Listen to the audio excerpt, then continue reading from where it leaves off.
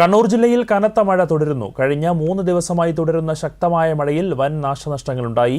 കാലവർഷം കനത്തതോടെ ജില്ലയിലാകെ 14 ദുരിതാശ്വാസ ക്യാമ്പുകളാണ് തുറന്നിട്ടുള്ളത്. നിലവിൽ 655 പേർ ക്യാമ്പുകളിൽ കഴിയുന്നുണ്ട്. പ്രതികൂല കാലാവസ്ഥ കണക്കിലെടുത്ത് കണ്ണൂർ ജില്ലയിലെ പ്രൊഫഷണൽ കോളേജുകൾ ഉൾപ്പെടെയുള്ള എല്ലാ വിദ്യാഭ്യാസ സ്ഥാപനങ്ങൾക്കും ഇന്ന് അവധി പ്രഖ്യാപിച്ചിട്ടുണ്ട്.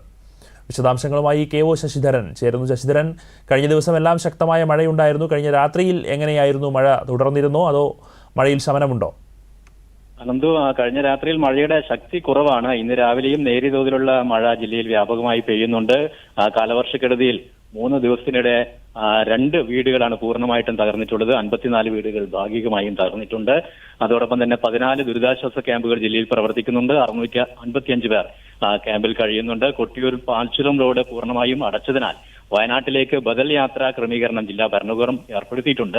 നെടുമ്പയിൽ വഴിയുള്ള വാഹന സഞ്ചാരം തുടരുന്നുണ്ടെങ്കിലും ഏതെങ്കിലും തരത്തിലുള്ള തടസ്സങ്ങൾ ഉണ്ടായാൽ 2 ബദൽ പാതകൾ ഉപയോഗിക്കണമെന്ന് ജില്ലാ കളക്ടർ അറിയിച്ചിട്ടുണ്ട്. ജില്ലയിലെ എല്ലാ വിദ്യാഭ്യാസ സ്ഥാപനങ്ങൾക്കും ഇന്ന് അവധി പ്രഖ്യാപിച്ചിരിക്കുകയാണ്.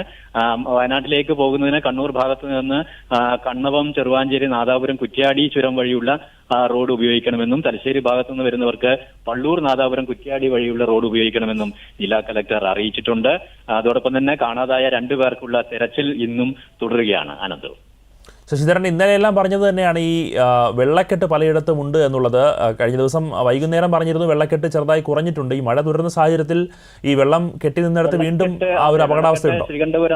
ശ്രീകണ്ഠപുരം ചങ്ങളായി ഭാഗത്ത് ഇപ്പോഴും വെള്ളക്കെട്ട് നിലനിൽക്കുന്നുണ്ട്. ചില ഭാഗത്ത് ആളുകൾ ഇപ്പോഴും ദുരിതാശ്വാസ ക്യാമ്പിലാണ്. വെള്ളക്കെട്ടുള്ള ഭാഗങ്ങളിൽ നിന്ന് വെള്ളം വളരെ സാവധാനം മാത്രമേ ഒഴുകി പോകുന്നുള്ളൂ എന്നുള്ളതാണ് പറയാനുള്ളത്. അനന്ത്, ശരി, വ്യക്തമാണ്. കാലവർഷം കനത്തോടെ കണ്ണൂർ ജില്ലയിൽ മഴക്കെടുതി രൂക്ഷമാണ്. ജില്ലയിലാകെ 14 ദുരിതാശ്വാസ ക്യാമ്പുകൾ തുറന്നിട്ടുണ്ട്. 655 പേരെ ക്യാമ്പുകളിലേക്ക് മാറ്റിയിട്ടുണ്ട്. എന്തായാലും പ്രതികൂല കാലാവസ്ഥ കണക്കിലെടുത്ത് കണ്ണൂർ ജില്ലയിൽ ഇന്ന് വിദ്യാഭ്യാസ സ്ഥാപനങ്ങൾക്ക് അവധി പ്രഖ്യാപിച്ചിരിക്കുകയാണ്. കെ.ഒ. ശശിധരനാണ് വിശദാംശങ്ങൾ നൽകിയത്.